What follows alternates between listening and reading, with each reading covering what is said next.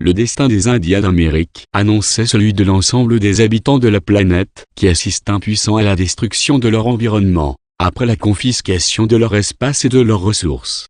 Le message des Indiens est aussi une source de sagesse, fondée sur le respect de la nature et la compréhension de l'esprit qui est en toute chose. Nous avons toujours eu beaucoup. Nos enfants n'ont jamais pleuré de faim, notre peuple n'a jamais manqué de rien. Les rapides de Rock River nous fournissaient un excellent poisson, et la terre très fertile a toujours porté de bonnes récoltes de maïs, de haricots, de citrouilles, de courges. Ici était notre village depuis plus de 100 ans, pendant laquelle nous avons tenu la vallée sans qu'elle nous fût jamais disputée. Si un prophète était venu à notre village en ce temps-là nous prédire ce qui est là à advenir, et ce qui est advenu, personne dans le village ne l'aurait cru. Black Hawk, chef indien. Nous aimons la tranquillité. Nous laissons la souris jouer en paix. Quand les bois frémissent sous le vent, nous n'avons pas peur. Chef indien au gouverneur de Pennsylvanie en 1796. Nous le savons, la terre n'appartient pas à l'homme, c'est l'homme qui appartient à la terre. Nous le savons, toutes choses sont liées. Tout ce qui arrive à la terre arrive au fils de la terre. L'homme n'a pas tissé la toile de la vie, il n'est qu'un fil de tissu. Tout ce qu'il fait à la toile, il le fait à lui-même. Seattle, chef indien Suquamish. Le Lakota était empli de compassion et d'amour pour la nature, et son attachement grandissait avec l'âge. C'est pourquoi les vieux indiens se tenaient à même le sol plutôt que de rester séparés des forces de vie. S'asseoir ou s'allonger ainsi leur permettait de penser plus profondément, de sentir plus vivement. Ils contemplaient alors avec une plus grande clarté les mystères de la vie et se sentaient plus proches de toutes les forces vivantes qui les entouraient. Le vieux Lakota était un sage.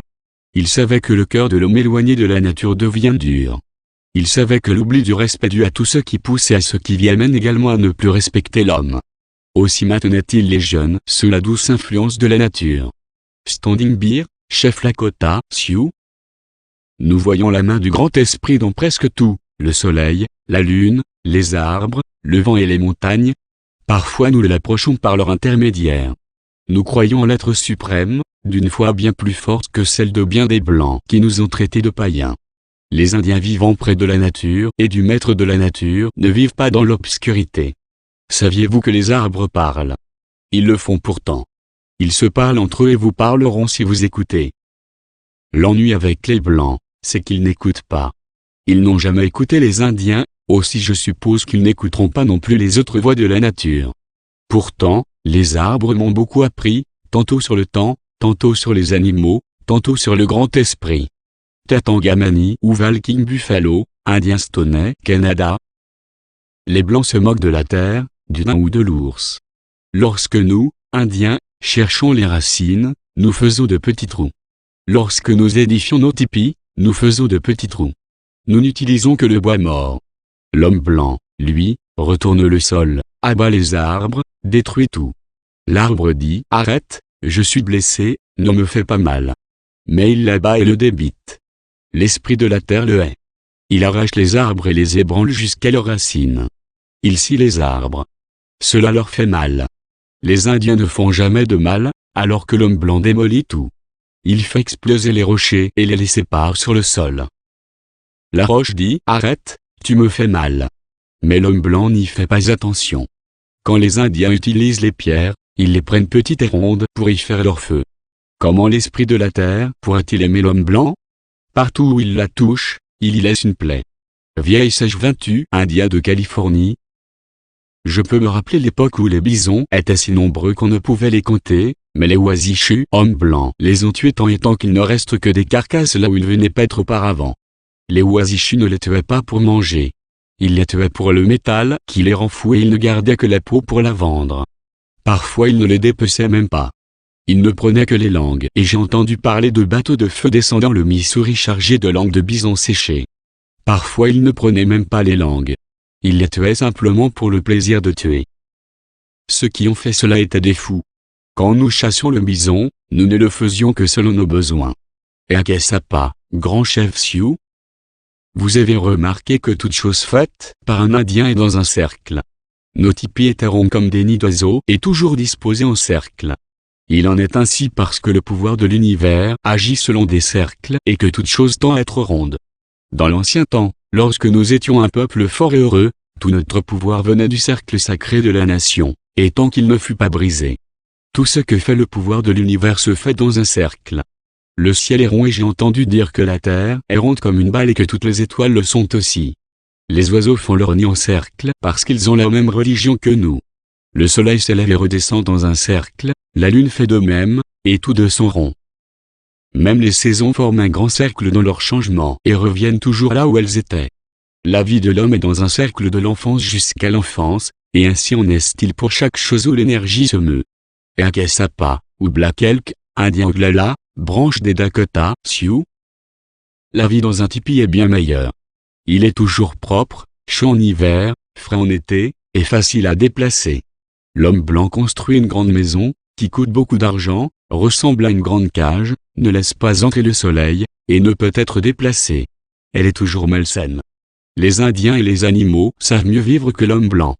Personne ne peut être en bonne santé sans avoir en permanence de l'air frais, du soleil, de la bonne eau.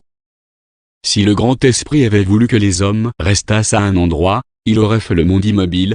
Mais il a fait qu'il change toujours, afin que les oiseaux et les animaux puissent se déplacer et trouver toujours de l'herbe verte et des baies mûres. L'homme blanc n'obéit pas au grand esprit. C'est pourquoi nous ne pouvons être d'accord avec lui. Flying Hawk, chef Sioux du clan des Oglala. Les vastes plaines ouvertes, les belles collines et les eaux qui serpentent en méandres compliqués n'étaient pas sauvages à nos yeux. Seul l'homme blanc trouvait la nature sauvage, et pour lui seul la terre était infestée d'animaux sauvages et de peuplades sauvages. À nous, la terre paraissait douce, et nous vivions comblés des bienfaits du grand mystère.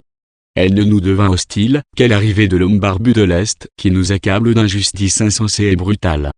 Standing Bear, chef Lakota, Sioux. Notre terre vaut mieux que de l'argent. Elle sera toujours là. Elle ne périra pas, même dans les flammes d'un feu.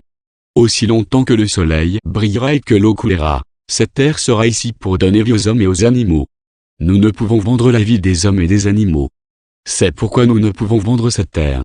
Elle fut placée ici par le grand esprit et nous ne pouvons la vendre parce qu'elle ne nous appartient pas. Chef indien Blackfeet, pied noir. Mes jeunes gens ne travailleront jamais. Les hommes qui travaillent ne peuvent rêver. Et la sagesse nous vient des rêves. Smoala, chef indien Sokul. Le grand esprit nous a donné une vaste terre pour y vivre, et des bisons, des daims, des antilopes et autres gibiers. Mais vous êtes venus et vous m'avez volé ma terre. Vous tuez mon gibier. Il devient dur alors pour nous de vivre.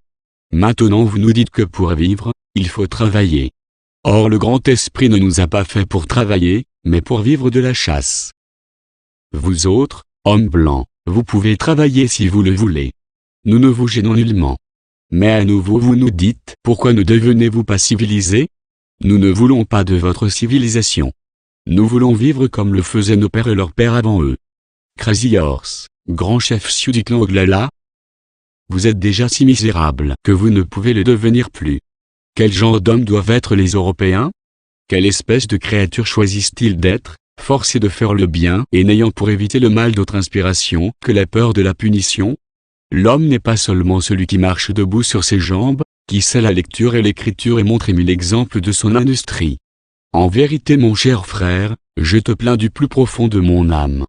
Suis mon conseil et deviens Huron. Je vois clairement la profonde différence entre ma condition et la tienne. Je suis le maître de mes conditions. Je suis le maître de mon corps, j'ai l'entière disposition de moi-même, je fais ce qui me plaît, je suis le premier et le dernier de ma nation, je ne crains absolument aucun homme, je dépends seulement du grand esprit. Il n'en est pas de même pour toi. Ton corps aussi bien que ton âme sont condamnés à dépendre de ton grand capitaine, ton vice-roi dispose de toi. Tu n'as pas la liberté de faire ce que tu as dans l'esprit. Tu as peur des voleurs, des assassins, des faux témoins, etc. Et tu dépends d'une infinité de personnes dont la place est située au-dessus de la tienne. N'est-ce pas vrai? Kondia Yonk, chef Huron, s'adressant au baron de la Hontan, lieutenant français en Terre-Neuve. Les hommes blancs annonçaient bien haut que leur loi était faite pour tout le monde, mais il devint tout de suite clair que, tout en espérant nous les faire adopter, ils ne se gênaient pas pour les briser eux-mêmes. Leurs sages nous conseillaient d'adopter leur religion, mais nous découvrîmes vite qu'il en existait un grand nombre. Nous ne pouvions les comprendre, et 2 hommes blancs étaient rarement d'accord sur celle qu'il fallait prendre. Cela nous gêna beaucoup jusqu'au jour où nous comprîmes que l'homme blanc ne prenait pas plus sa religion au sérieux que ses lois. Il les gardait à portée de la main, comme des instruments, pour les employer à sa guise dans ses rapports avec les étrangers. Pashganchilila, chef des Delawares. Chaque année notre envahisseur blanc devient plus avide, exigeant, oppressif et autoritaire. La misère et l'oppression, tel est le lot qui nous échoit. Ne sommes-nous pas dépouillés jour après jour du peu de liberté qui nous reste? À moins que les tribus ne se liguent unanimement pour modérer les ambitions et l'avidité des Blancs, ils nous auront bientôt tous conquis et désunis, nous serons chassés de notre pays natal et éparpillés comme les feuilles d'automne par le vent. Tecumseh, chef Chavenay, en 1812. Nous ne voulons pas des chariots de feu qui font du bruit, trains à vapeur, sur les terrains de chasse aux bisons. Si les visages pâles s'avancent encore sur nos terres, les scalps de vos frères seront dans les wigwams des Cheyennes. J'ai dit. Roman Nose, chef guerrier des Cheyennes, s'adressant au général Palmer en 1866 dans le Kansas. Regardez mes frères, le printemps est venu, la terre a reçu les baisers du soleil et nous verrons bientôt les fruits de cet amour. Chaque graine est éveillée, et de même, tout animal est en vie. C'est à ce pouvoir mystérieux que nous devons nous aussi notre existence. C'est pourquoi nous concédons à nos voisins, même nos voisins animaux, autant de droits qu'à nous d'habiter cette terre. Cependant écoutez-moi mes frères, nous devons maintenant compter avec une autre race, petite et faible quand nous l'ont rencontrée pour la première fois, mais aujourd'hui, elle est devenue tyrannique. Fort étrangement, ils ont dans l'esprit la volonté de cultiver le sol, et l'amour de posséder est chez eux une maladie. Ce peuple a fait des lois que les riches peuvent briser mais non les pauvres. Il prélève des taxes sur les pauvres et les faibles pour entretenir les riches qui gouvernent. Ils revendiquent notre mère à tous, la terre, pour eux seuls et ils se barricadent contre leurs voisins. Ils défigurent la terre avec leurs constructions et leurs rebuts. Cette nation est comme le torrent de neige fondue qui sort de son lit et détruit tout sur son passage. Tatanka Yotanka, ou Sitting Bull, grand chef Sioux. Frères, notre territoire était grand et le vôtre était petit. Vous êtes maintenant devenu un grand peuple, et il nous reste à peine l'espace pour étendre nos couvertures. Vous avez notre pays, mais cela ne vous suffit pas. Vous voulez nous forcer à épouser votre religion. Frère, continue à écouter. Tu te dis envoyé ici pour nous apprendre à rendre le culte au grand esprit d'une manière qui lui soit agréable. Et tu prétends que si nous n'adoptons pas la religion que vous les Blancs vous prêchez, nous serons malheureux ici-bas. Tu dis être dans le vrai et que nous sommes perdus. Comment pourrions-nous vérifier la vérité de tes paroles? Frère, tu dis qu'il n'y a qu'une seule façon d'adorer et de servir le grand esprit. S'il n'y a qu'une religion, pourquoi le peuple blanc est-il si partagé à ce sujet? Nous savons que votre religion est écrite dans un livre. Pourquoi n'êtes-vous pas tous d'accord, si vous pouvez tout lire le livre? Frère, nous ne comprenons pas ces choses. On nous dit que ta religion a été donnée à tes ancêtres, et s'est transmise de père en fils. Nous aussi nous avons une religion que nos ancêtres ont reçue et nous ont transmise, à nous, leurs enfants. Nous rendons le culte de cette manière. Il nous apprend à être reconnaissants pour toutes les faveurs que nous recevons, à nous aimer les uns les autres et à être unis. Nous ne nous querellons jamais à propos de religion parce que c'est un sujet qui concerne chaque homme devant le grand esprit. Segoiwa, ou Rajaket, chef Sunka Iroquois et grand orateur des 6 nations. J'assiste avec tristesse au déclin de notre noble race. Nos pères étaient forts et leur pouvoir s'étendait sur tout le continent américain. Mais nous avons été réduits et brisés par la ruse et la rapacité de la race à peau blanche. Nous sommes maintenant obligés de solliciter, comme une aumône, le droit de vivre sur notre propre terre, de cultiver nos propres terres, de boire nos propres sources. Il y a de nombreux hivers, nos sages ancêtres ont prédit qu'un grand monstre aux yeux blancs viendrait de l'Est, et qu'au fur et à mesure qu'il avancerait il dévorerait la terre. Ce monstre, c'est la race blanche, et la prédiction est proche de son accomplissement. Onosa, chef indien. Le changement du costume tribal pour celui de l'homme blanc fut brutal. Les effets sur la santé et le confort des enfants furent considérables. Notre premier grief fut d'avoir les cheveux coupés. Les hommes Lakota ont toujours porté les cheveux longs. Plusieurs jours après avoir été tondus, nous nous sommes sentis bizarres et mal à l'aise. Si l'argument avancé était vrai, à savoir l'élimination des poux, pourquoi les filles n'avaient-elles pas subi le même traitement que les garçons? La vérité, c'est qu'ils voulaient nous transformer. Les cheveux courts étant la marque distinctive de l'homme blanc, on nous l'imposa, alors que lui-même conservait sa propre coutume de se laisser pousser les poils du visage. Standing Bear, chef indien Lakota. Les Wazichus nous ont mis dans ces boîtes carrées maison, notre pouvoir s'en est allé et nous allons mourir parce que le pouvoir n'est plus en nous.